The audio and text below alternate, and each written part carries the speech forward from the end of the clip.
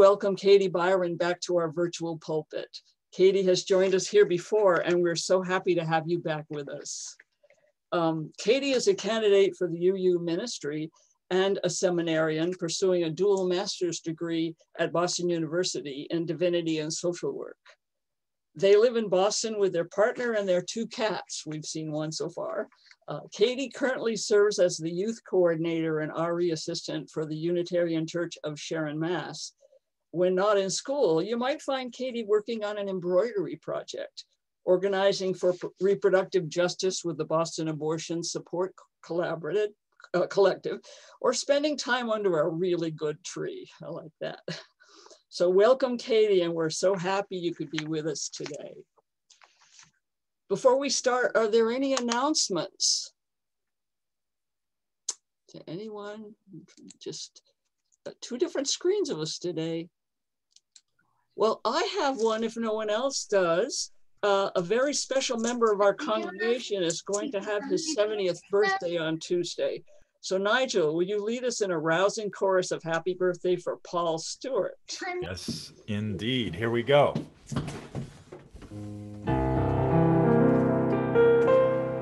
Good Happy birthday to you. Happy birthday to you. Happy Birthday, dear Paul. Happy birthday to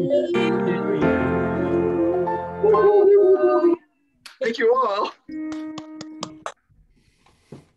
Peter and Susan will now light our chalice. Yes, before there's a couple of other announcements that I wanted to sneak in. I don't know if anybody else, Allison or somebody, would be better at this, but we do have a couple of events that are coming in.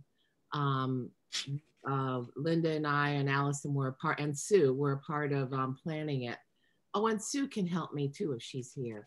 So Tuesday at 4, there's a virtual, we'll be streaming it through our Facebook page, a virtual COVID memorial. Is that what it's called? Sue, help me. And that's happening at 4, and everybody's welcome to join in on that. And Wednesday, there's an inaugural car parade that's starting at 3 at the Jetties Beach. And I wanted just to be sure everybody, it's been posted on your e-blasts, and hopefully you've seen it. If you have any questions, you can get back to me or Sue or Allison. Thank you. Yeah, the COVID is a vigil. Vigil, yes. Yes, it's a vigil. Have a candle handy, and there'll be a few speakers and some wonderful rousing music by Susan and Ray. Yes, Susan and Ray. Okay, now for the. See that? Ooh, Leia's here. Sorry. Hi. I have a big announcement, so I'll mute myself again. Because Bo's here with me. Hello. Hi, Bo. Good to see you. I haven't quite brushed our hair yet, so sorry about that. Welcome. Welcome. The kids will have a calendar coming out by the 1st of the month of February. So it'll be a special little fundraiser. So if you're interested, then please watch the e-blast for that. And if anybody's interested in taking a silk screening class, I'm starting a silk screening class on this Thursday at Artists Association. So an adult art class if you're interested. And Laura and I got a preview of the calendar, and it's beautiful. So I hope everybody gets a copy of our UU calendar this year. Anything else? Okay, with that, in the order of service, we're going to be lighting the chalice. In the order of service, you can see the words, "With this flame, we renew our commitment to justice, peace, and compassion." Now together, with this flame, we renew our commitment to justice, peace, and compassion. And we'll stay unmuted for the singing of our affirmation, which you can also find in your order of service.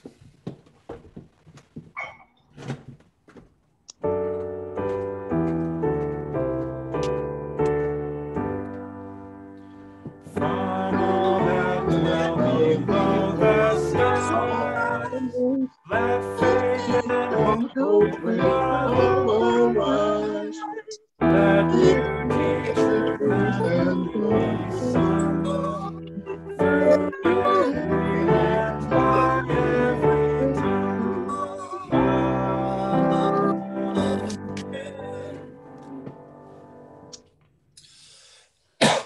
It is time in our service to greet one another, but before we do, we ask if there's anyone who's new today or returning after a long hiatus and would like to tell us or remind us of your name and where you're from.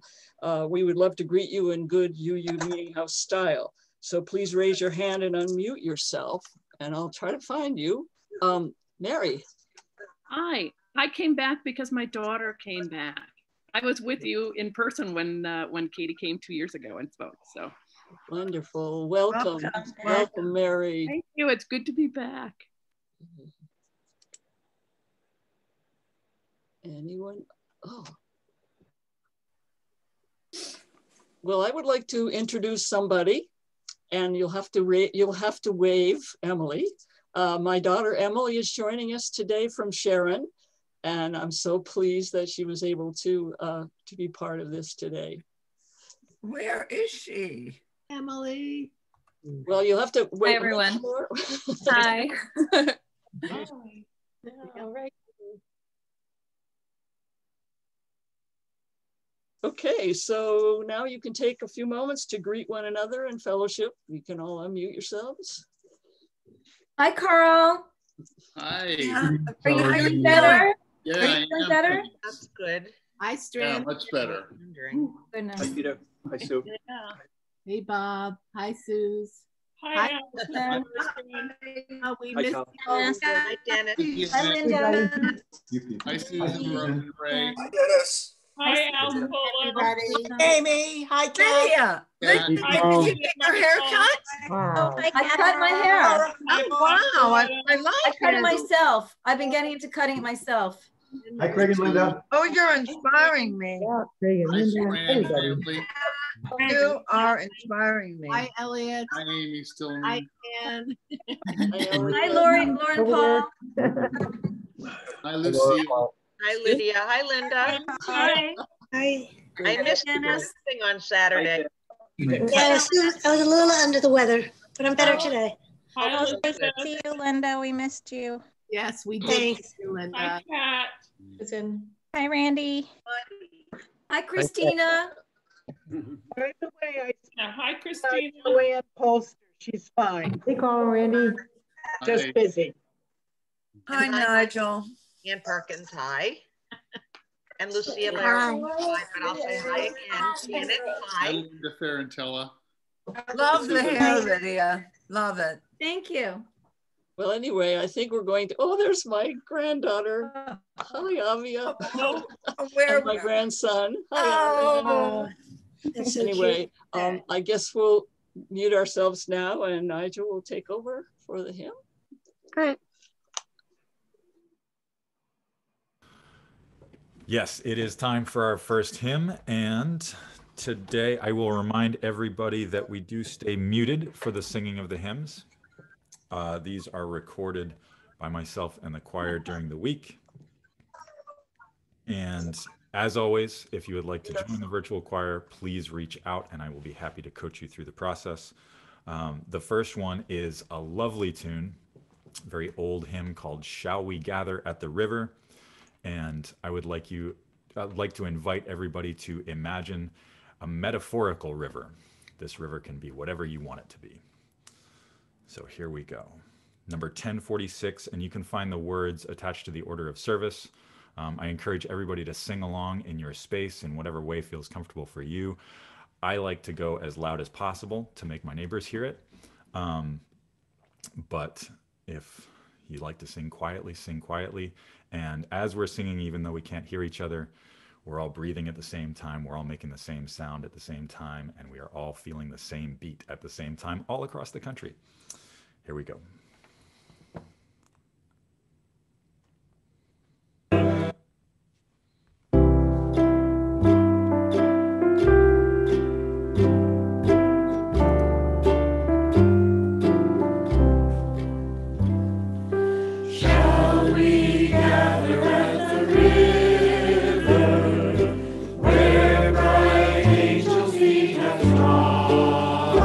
with its crystal tide forever, flowing by the throne of God. Yes, we'll gather at the river, the beautiful river,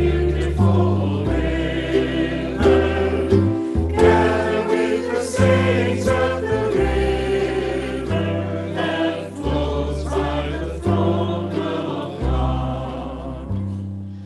Ere we reach the shining river, lay we every burden down. Grace our spirits will deliver and provide a home and a ground. Yes, we'll gather at the river, the beautiful river, gather with the saints of the river that flows by the throne of God. Soon we'll reach the shining river, soon our pilgrimage will cease, soon our happy hearts will quiver with the melody of peace. Yes, we'll gather at the river, the beautiful river, gather with the saints of the river that flows by the throne of God.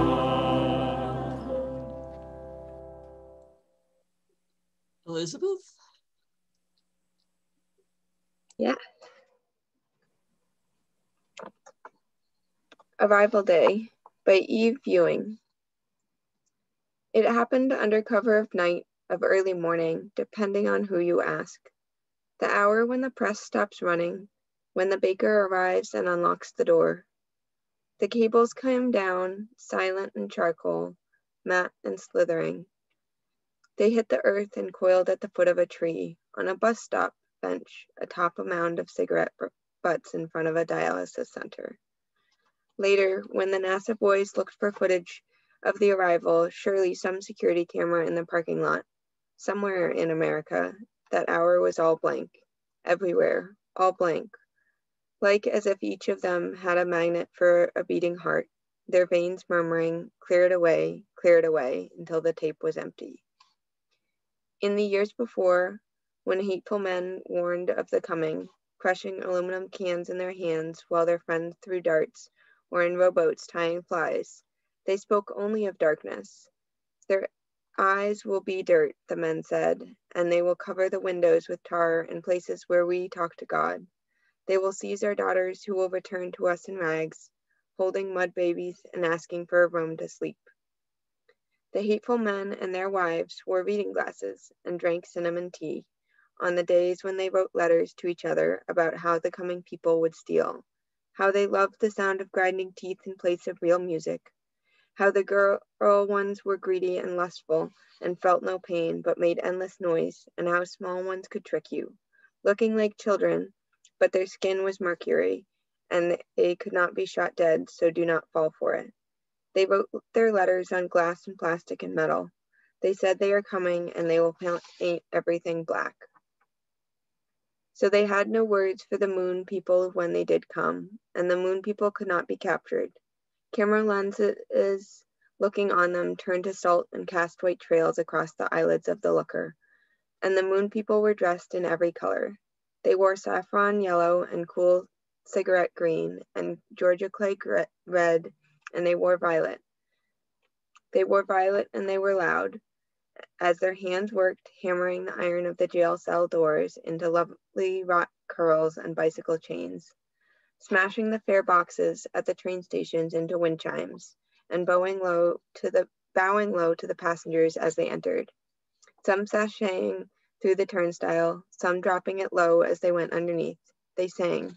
The moon people had been listening all this time, and they knew all about Sam Cooke and Aretha Franklin, and Mahalia Jackson and Marvin Gaye and Missy Elliott, and they sang while they smashed a bottle on the squad cars, a Hennessy bottle or a Coke or a pressed kale juice, whatever was near enough to say, "This here is christened a new thing." And they drove them down my street and your street and your street, the tires painted to look like vinyl 45s, and the children tied yarn and ribbons to the windshield wipers, and the moon people turned them on high so that as they drove, the colors waved in the sunlight, which was now streaming so clearly. Onto the porch where I sat rubbing the rusting chain of the swing and thinking of grass, when the boy down the street, who his smaller days I walked to school when his mother worked early, who loved lime popsicles the best, who danced his way from his own porch to the basketball court in the afternoon, who the police had recently declared a man, stopping him mid-two-step to ask questions he could not answer because the query beneath them was, "Why are you alive?" And none of us can say, the boy, he came to me and walked up the steps where the paint is peeling and knelt at my side. And I did not look him in the eye. Instead, I watched a firefly, the rest of the summer, land on his left shoulder, and I thought, here are two glowing ones. But he did not notice, only held my hand and told me, "We are free now." And I could not believe I had lived to see it. The promised light descended to us at last. Well, thank you, Elizabeth. Katie? I invite you to join me in the spirit of meditation. Perhaps you want to find a comfortable position. I invite you to notice the places where your body is supported by a chair or a cushion, a couch or a floor. Notice what it feels like to be held just as you are right here, right now. You may find yourself beginning to notice your breath. There's no need to change it or to ask it to do anything more than to be. In all that is uncertain around us, take a moment to know and to feel the certainty that you are breathing.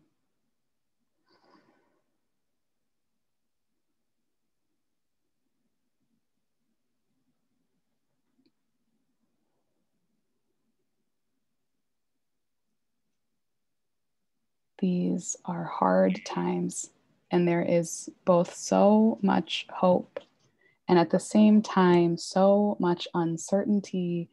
And in the urgency of the moment, the world can seem so narrow. This uncertainty and the narrowness of the world can lead us to believe fearful myths that confuse revolutionaries with thieves and cause us to ignore or dismiss the prophets in our midst. Perhaps you might notice how that uncertainty or that fear or that urgency shows up in your body. A tightness in the chest, a restlessness in the hands. I invite you to try to get 5% more comfortable. Maybe shifting your shoulders to ease the tightness, wrapping yourself in a blanket to slow the thoughts that might be racing, shaking out any parts that feel like they just need to move. Reminding yourself that things can change. Things can change in your body and they will change in our world. I invite you to take a moment in the silence in honor of the power of change.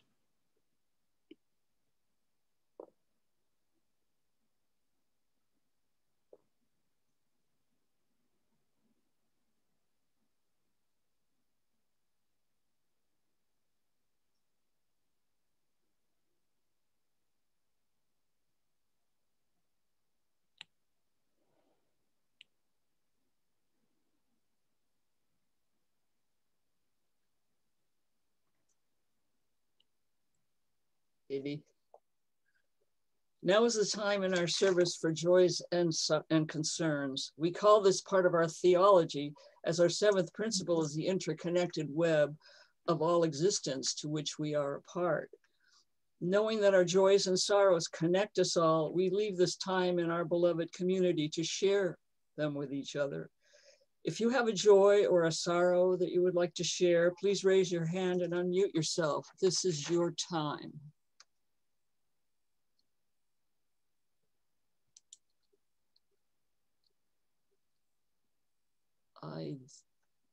If I'm missing you, just go ahead. Hi, it's me, Lucille. Lucia. I have a great joy because I live on a river when I'm in Pennsylvania, and it truly is like having all the divinity that exists in the world floating by all the time. I don't ever feel like I have to flow by the throne of God. I always feel metaphorically that the divinity is present constantly, and water is such a profound mover of that. So I miss everybody, but sometimes it's hard for me to come home, but I am. Thank you. Lucille. Are there any other? Friends?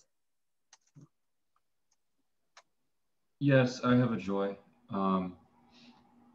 Well, I mean, it hasn't really happened yet, but this Wednesday, we're gonna have a little bit more comfort in the world. So that's good. Yes.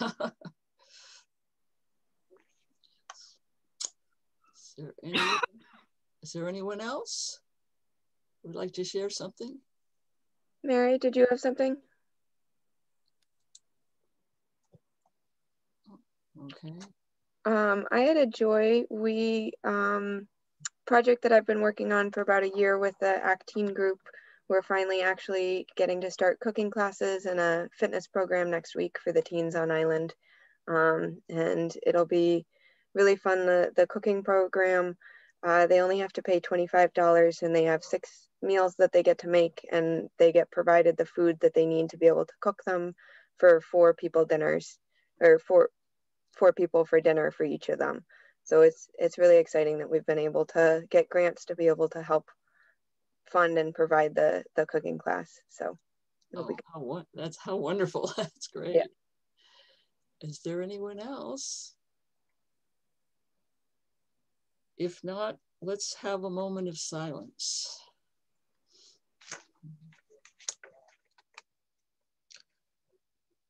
For all the joys that were expressed today, we ask that they grow more joyful because they've been shared here in this circle of friends.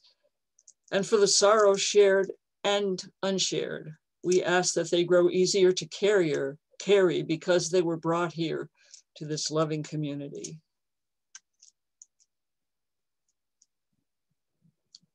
Nigel? And it's time for our middle hymn. We are doing number 1 again. May nothing evil cross this door.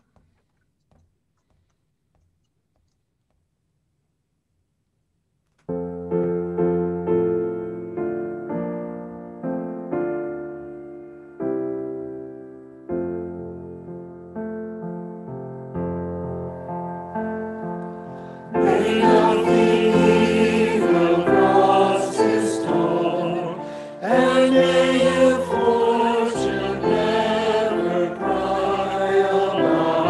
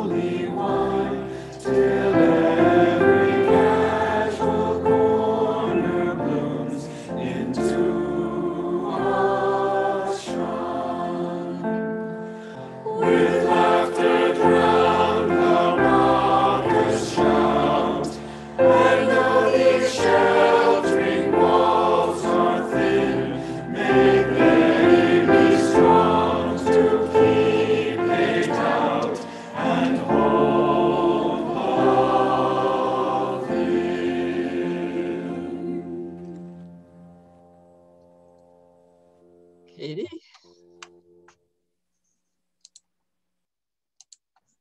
We gather this morning on a weekend that honors the life and legacy of the Reverend Dr. Martin Luther King Jr.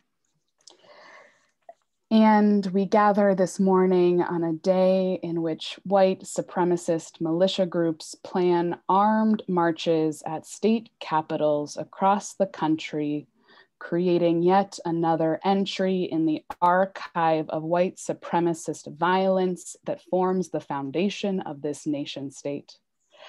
We gather on the Sunday before an inauguration that brings both immense possibilities of hope and change and threats from these same groups of even more violence. We gather on a Sunday in the midst of a pandemic that has taken so much from so many. We gather this morning in the face of hope and violence and death. And there are countless ways to think about the lessons of the Reverend Dr. Martin Luther King Jr. this weekend. We could talk about what he recognized about the threats of white supremacist violence, the ways that someone who lived with the FBI breathing down his neck knew that presidents hold immense power, but they are not our saviors, and that freedom is not granted from someone on high, but built from the bottom up.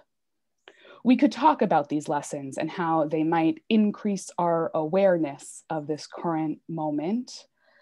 Yet at this point, we are perhaps acutely aware that there are violent white supremacist groups who are ready and willing to storm into government buildings, who are prepared to kidnap politicians, and who expect the complicity of law enforcement as they do so. And I think we recognize, as much as we wish things were different, that they are not going away with a new presidential administration, that the ideologies that drive them are woven into the fabric of our society and show up in insidious ways in our minds and bodies and communities and institutions. One of the questions now, though, is how do we live with this knowledge? How do we live and act in the face of hope and violence and death? How do we continue to imagine freedom, justice, liberation, building King's beloved community in the midst of trauma and loss? And for this, I think that the Reverend Dr. Martin Luther King Jr. also has lessons for us. These lessons go beyond what he preached, beyond his eloquent words, and into how he lived, how he and his co-conspirators lived and led in the face of unrelenting violence. Specifically, I want to look at what we might learn from the practices of imagination and play that shaped King's life and leadership and how they might shape ours. Now, I acknowledge that playful might not be the first word that comes to mind when thinking about the Reverend Dr. Martin Luther King Jr., and it might even seem trivializing to focus on this part of his life and his leadership. Oftentimes play evokes these memories of childhood that consider play as taking place within structured games or some sort of frivolous escapism. It might not seem like the serious work of justice. And so this morning, I invite us to think about play, to take it seriously as a critical practice of imagination in the face of violence. Theorists and theologians who study and write about play have written about the power of play to transform our reality. One of these thinkers, play theologian Courtney Goto, describes play by writing that to play is to experience losing and finding oneself, engaging reality and one another as if, exploring freely a world of possibilities bounded by structures that facilitate relationship. Rather than escaping from reality, When playing, we are engaging reality as if it could be different. This kind of playing where you're able to experience reality differently and then return with a new perspective opens up liberative possibilities. In his book, A Theology of Play, Jürgen Moltmann argues that liberation from the bonds of the present system of living takes place by playing games. At first, this probably happens quite playfully. We discover with a laugh that things need not be as they are and as we have been told they have to be. Once one is able to discover that things need not be as they are and laugh, one can then imagine new possibilities. Our structures of injustice and power rely on convincing us that this is just the way it is, and that we could not change it even if we wanted to. Playing creates moments that we can discover that this is not true. And this is something that King knew as well. Those who were close to him described him as playful. They talked about his incredible sense of humor throughout his life. As a child, playing pranks on his piano teacher to get out of his lessons, and as a leader, cracking jokes in organizing meetings. One of the stories from his life that I find both haunting and revealing of this approach to play came the day of his assassination. Shortly before he was killed, King initiated a pillow fight with Andrew Young and some of his fellow organizers in his hotel room. While they were talking about strategy, King jokingly threw a pillow at Andrew Young, and then people piled on, starting a full-on pillow fight in this hotel room, playing uninhibited just moments before he was shot. One of the last things he did in his life was play. Throughout his life, King knew the value of playing, of humor, of imagination, to engage reality as if things could be different, as if freedom for Black people in the United States was not only possible, but was so close, as if violent white supremacist mobs, individuals, and government officials were not waiting for and plotting his death, as if white moderates could be moved to action, as if we could all make it to the mountaintop he preached of. Cultivating imagination through play is a survival tactic in a violent world, and there are few who knew that violence more acutely than him. The play I speak of here is not about denying reality. Moltmann, that theologian, argues that we are no longer playing with the past in order to escape for a while, but we are increasingly playing with the future in order to get to know it. In these pillow fights and jokes and games, we are playing as if we are living in futures where one could play uninhibited. This playful spirit, this sense of humor, does not distance us from realities of violence, but it is connected. And this is something that those close to King also describe in his life. He was fully aware of the threats that surrounded him and the movement and those he worked with. He described the threats on his life on many occasions. In one interview in 1965, he spoke most clearly about how he acknowledged these threats of violence. He was asked about deciding to continue a trip through Mississippi after receiving death threats, and the interviewer asked why he decided to go anyway, and he responded, "Because I have a job to do. If I were constantly worried about death, I couldn't function. After a while, if your life is more or less constantly in peril, you come to a point where you accept the possibility philosophically. I must face the fact, as all others in positions of leadership must do, that America today is an extremely sick nation and that something could well happen to me at any time."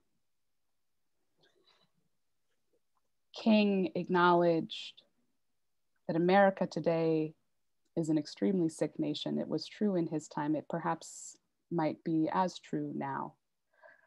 And that all in positions of leadership must acknowledge and face this fact. And in the face of that fact, King chose humor and playfulness anyway. These tools supported him in philosophically accepting the possibility of violence and even death. He took an explicitly playful approach when talking about that possibility. Andrew Young recalls that King had been wrestling with his own death since he was 25. He used to make us laugh about it. He would joke, if we're going to Birmingham, someone isn't going to make it. As a joke to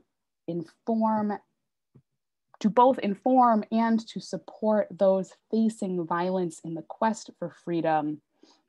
There is a need to find outlets for these realities of violence, for the fear, the rage, the despair. Protest is one of these outlets. Humor and play may be another, and they feed each other. Paying attention to play and to imagination may allow us not only to survive under the threat of violence, but also to better understand the injustice of our current conditions. After the insurrection at the US Capitol, I noticed many white people describing the violence as unbelievable. I heard refrains that this is not who we are, or that this is not what the United States is. People who could not fathom that this was happening, that this had happened. The inability to imagine such violence, or being unable to imagine white people perpetuating such violence, prevented white people from noticing the signs of white supremacist organizing taking place in public forums, and the history of white supremacist violence that is central, in fact, to what the United States is and has been. The limits of the white imagination contribute to conditions in which white people cannot fathom the violence that is part of the everyday experience of Black, Indigenous, and people of color in our society. Practices of imagination allow us not only to imagine the alternatives to our current conditions, but are necessary for understanding the violence and injustice that are systematically erased by dominant narratives. If we are committed to the work of justice in the world, we need to stretch our imaginations wide enough to capture both the possibilities unfolding and the realities in which we live.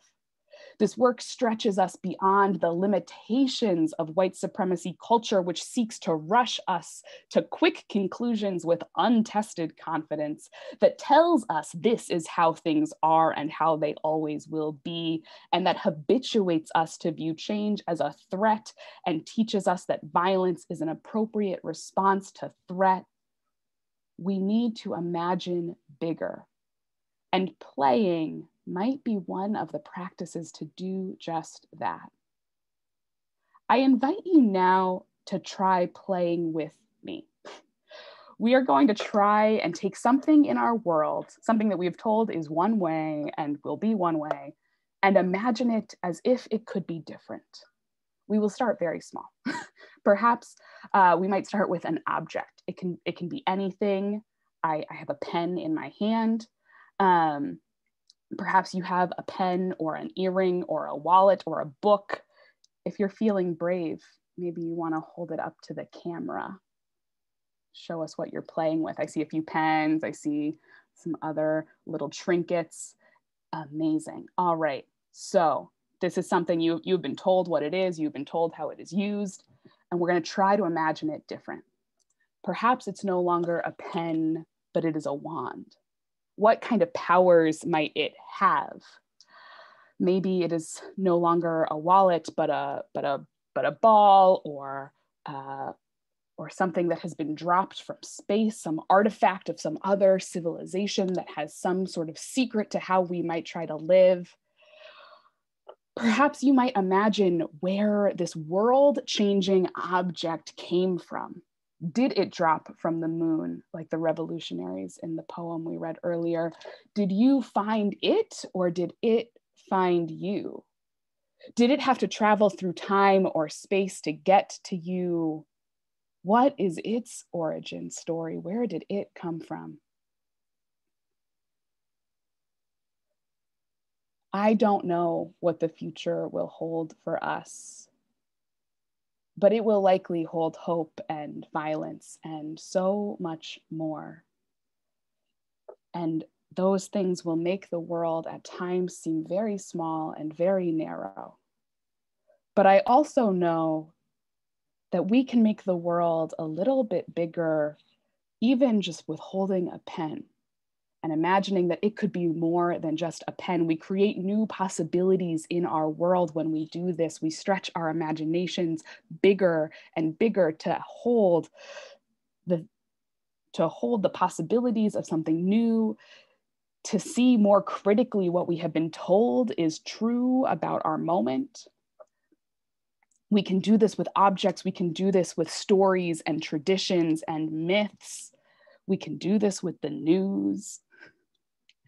And so when you find yourself feeling shocked by the news or free falling in your grief, maybe you want to find an object like we just did, perform the magic of change and transformation on the smallest of scales, stretching your imagination a little bit more. Maybe you want to build that magic into your week. Can you find moments in your day to pretend that things are different, or to live as if they were different? Could your oatmeal become a potion? What might it do? Could your laundry whisper knowledge from your ancestors while you fold it? What would they want you to know? When we play in the midst of violence and grief, it's not to discount it or to make it go away. We are not playing to disengage reality, but to understand and transform it. When we play, even for a moment, we learn that our world could be different, and we get to practice as if it were different. These practices change our world by creating new possibilities. They help us understand our present and survive our present, and they prepare us for futures in which things are different. When we declare that the world could be different, we take power back from those who tell us that this is the only way to live, that the lies we have been sold are the only truths. We create moments when we can show up exactly as we are, playing with what we have moment to moment. We learn to adapt. We learn to adapt together, making change less of a threat and more of a sandbox.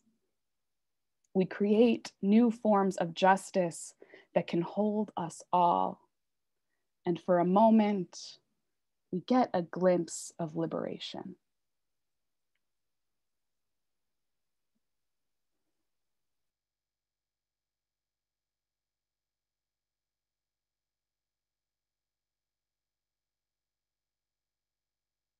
Val, I think you're still muted. I'm muted.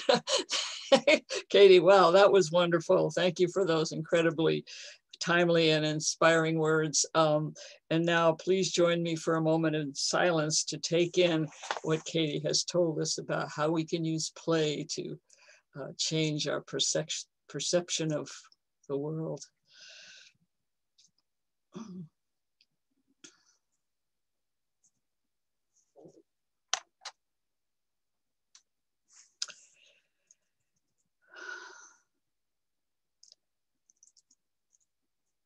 It's now time for our offering. And as always, we asked you to be generous. To keep this interconnected web alive takes us all to giving our time, our energy, our thoughts, and our spirit. It also takes resources. And this is your time to contribute to keep that UU meeting house as meaningful as it has been for us. And Elizabeth will now show you how that can be done. In just a minute, I'll put in the chat the link for the URL for Nantucket Unitarian Church, as well as the PO box. If you are sending a check, please make sure to put on the memo whether you're giving it as a pledge or your weekly offering.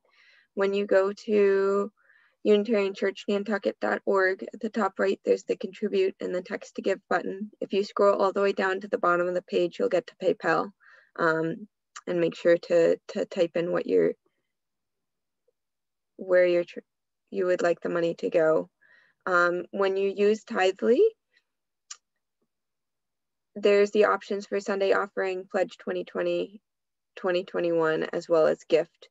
You can select recurring gift, and there is the ability to sign in and edit your previous ones. If you're doing a credit card, make sure to scroll down to the bottom of the thing and click cover fees. With that, I will go to Nigel, and as Nigel is playing, I will put in the information in the chat for you. Today's offering needs very little introduction, but I'll try and be as playful as I possibly can with this.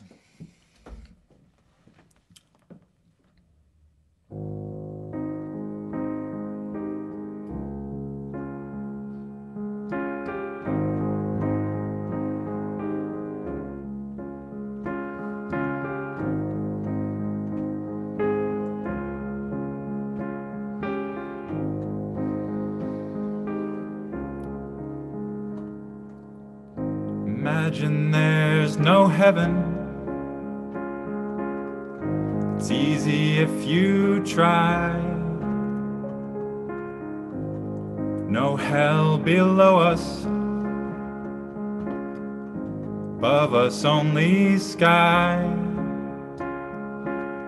Imagine all the people living for today. Imagine there's no countries. Isn't hard to do. Nothing to kill or die for.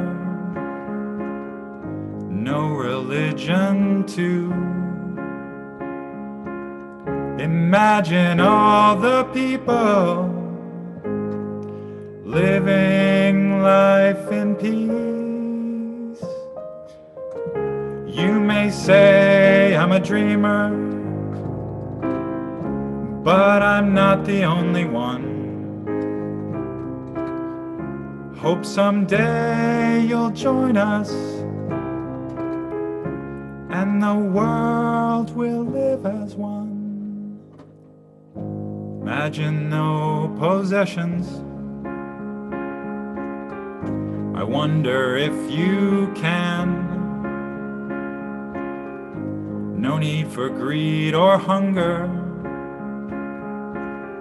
A brotherhood of man, or sisterhood, or fatherhood, or motherhood, or whatever you wanna, whatever pronoun you wanna use.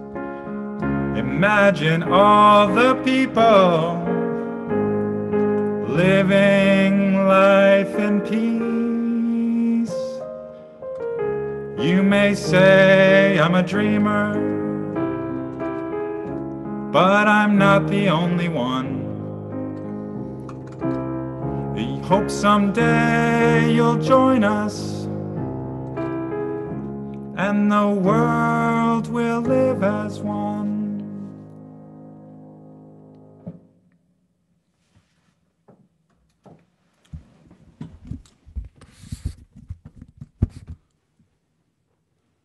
And our final hymn this morning is a rousing number, Now Let Us Sing. And I was playing with the choir this week, and I spelled it differently. I would like you to invite that this is the vegetable. Now let us sing. For no other reason than it's funny.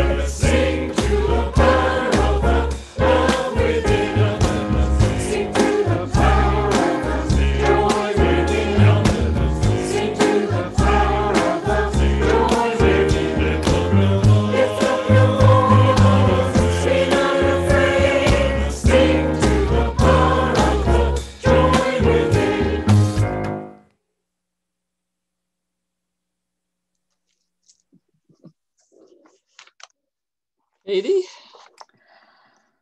Oh, friends, these are hard times and they are hopeful times and they are uncertain and they are urgent times, and the world can seem so narrow.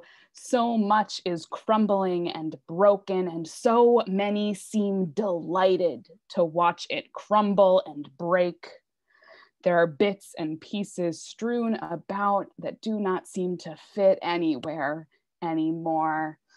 Oh, Spirit of love and justice, may we remember that we know how to play with the strewn about bits and pieces. May we remember that we know how to transform them, to make them new. When violent forces insist on an unjust status quo, may we remember the power of change. May we play it into being, may we sing it into being, may we discover with a laugh that things need not be as they are. May you continue to imagine all that could be different. May your imagination bring you to deeper empathy, to deeper love, to deeper justice. May it bring you to transform the world at the smallest scales, shaping change as it ripples outward. May you play in order to get to know a future in which we all may thrive. May we all play together to bring that future into being. May we be prepared to recognize it when it arrives. In the words of Octavia Butler, so be it and see to it. Thank you, Katie. Peter and Susan will now extinguish the chalice. Okay. The words of the blessing are in your program, and our chalice is kind of playing with us. The candle is about to go out. I've been watching it for the last half of the service, but it's still with us, so we can extinguish it. To say the words with me: carry the flame of peace and love until we meet again.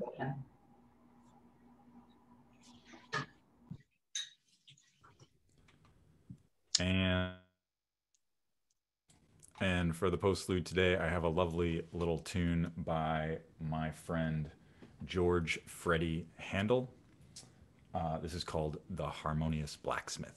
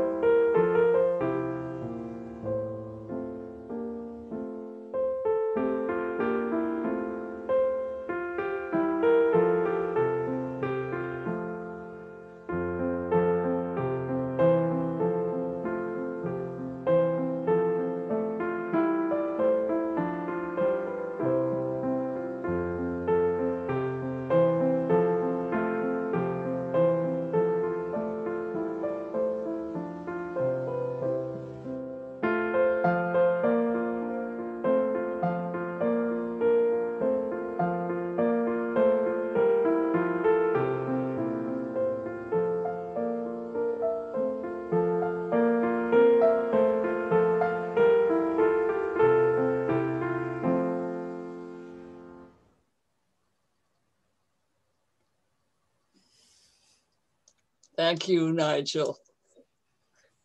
So now you can unmute yourselves and chat until Elizabeth puts us